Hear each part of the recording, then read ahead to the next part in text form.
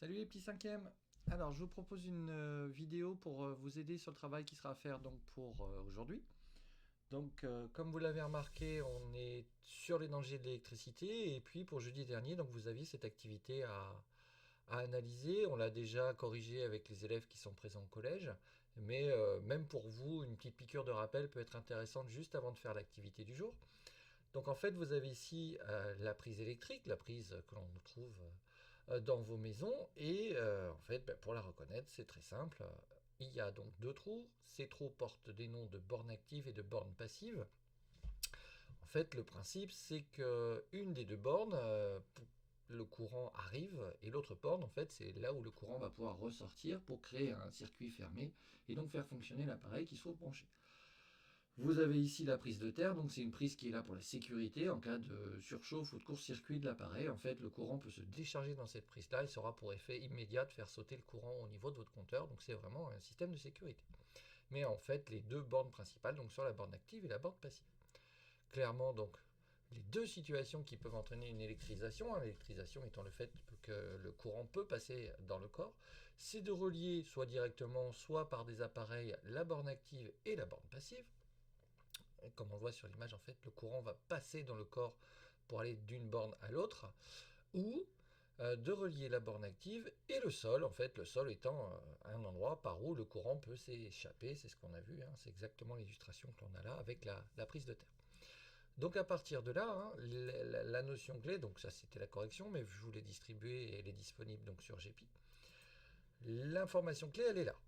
Ça, c'est l'information qui va vous être utile pour faire l'activité du jour. En gros, on est électrisé si on touche la borne active et la borne passive, ou si on touche la borne active et le sol. Alors, pour aujourd'hui, l'activité que vous avez à réaliser, c'est une activité où vous avez des situations qui vous sont proposées. Je vous la présente en grand, hein, mais voilà. En fait, vous avez ici, sur chaque image, un petit bonhomme. Et donc, ce petit bonhomme, vous le voyez ici, va toucher ou pas les différents câbles. Alors sur le schéma, petite information, hein, il est écrit phase et neutre. En fait, la phase c'est la borne active et le neutre c'est la borne passive. Hein, c'est exactement les mêmes termes. Donc en fait, l'idée c'est que vous avez 6 situations avec le petit bonhomme qui touche ou pas les câbles et qui peut être posé sur le sol ou comme ici posé donc sur un petit tabouret en bois, donc un matériau isolant. Si on se rappelle un petit peu la situation qu'on avait vue dans la vidéo des Brainiacs, en fait, l'idée c'est si on est sur une surface isolante, on ne touche pas la terre, donc le courant ne pourra pas circuler. Donc là, l'information importante, c'est de regarder où est-ce que le petit bonhomme touche les câbles. Si le courant circule, donc là, clairement, on voit que le courant circule parce que la lampe est allumée. Et à partir de là, vous devez dire s'il est électrisé ou pas. Mais ce qu'on attend de vous dans cette activité-là, c'est pas tant la réponse s'il est électrisé ou pas, mais on attend de vous que vous fassiez une réponse construite. Concrètement, on va voir ensemble sur cette première situation que l'on va faire, que je vais vous montrer. Voilà le type de raisonnement que l'on attend de vous. L'idée en science, c'est qu'on part toujours de l'observation, c'est-à-dire quelle est la situation, que fait mon bonhomme. Ensuite, j'analyse cette situation, est-ce que le courant va circuler ou pas dans son corps, et donc je conclus, au final, est-ce qu'il est électrisé ou pas.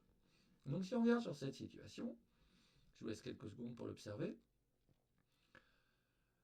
Donc on voit qu'ici, une main touche la borne active, l'autre main touche la borne passive, et il n'est pas relié sur le sol. Mais on l'a vu dans la situation qui est là, en fait, on se trouve exactement dans ce cas de figure-là. Il relie la borne active et la borne passive, donc on est dans une situation d'électrisation. Si je représente le courant, en fait, il va relier les deux bornes en passant par le corps de la personne, et donc la personne va être électrisée dans ce cas-là. Alors voilà ce qu'on attend de vous finalement dans la réponse. Donc partons de l'observation. Donc on observe qu'il touche la borne passive, la borne active et la borne passive. Voilà. Première étape, l'observation. Dans ce cas, le courant va pouvoir circuler dans son corps conclusion, donc, il va être électrisé.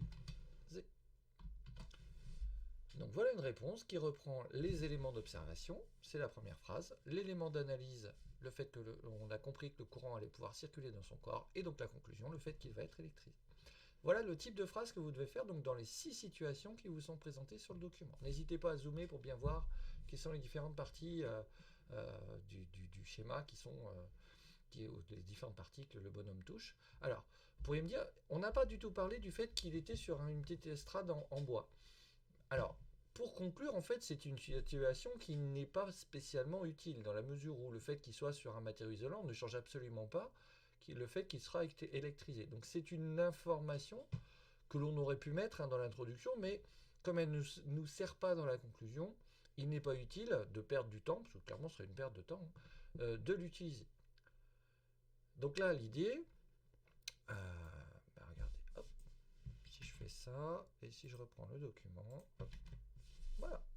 Voilà le type de réponse que vous pourriez tout à fait mettre. Je vous invite, celle-ci je vais vous la laisser dans le document que je mettrai en ligne. Pour la situation 2, je vais vous demander de le recopier, mais on peut la faire ensemble sur le même principe. Donc là, on regarde donc ce qui se passe ici dans la situation numéro 2. Si on regarde, j'ai ici le bonhomme qui touche la borne active. Si on regarde, sa main gauche ne touche pas la borne passive et il est sur un petit matériau isolant, sur le petit tabouret en bois. Donc là, en fait, le courant pourrait rentrer dans son corps, mais dans la mesure où il ne pourrait ressortir ni dans la bande passive, ni par le sol, eh bien en fait, il va préférer rester dans le circuit principal. En fait, il ne peut pas faire un circuit fermé en passant par le corps, donc il n'entrera pas dans son corps. Donc, même chose, on observe que qu'il touche la borne active, mais il ne touche ni la bande passive, ni le sol. On peut préciser, il est sur un tabouret en bois qui est isolant. Ça, c'est l'observation. On a même mis un petit peu d'analyse dans la parenthèse. Le courant ne peut pas circuler dans son corps. Et donc, on a la conclusion.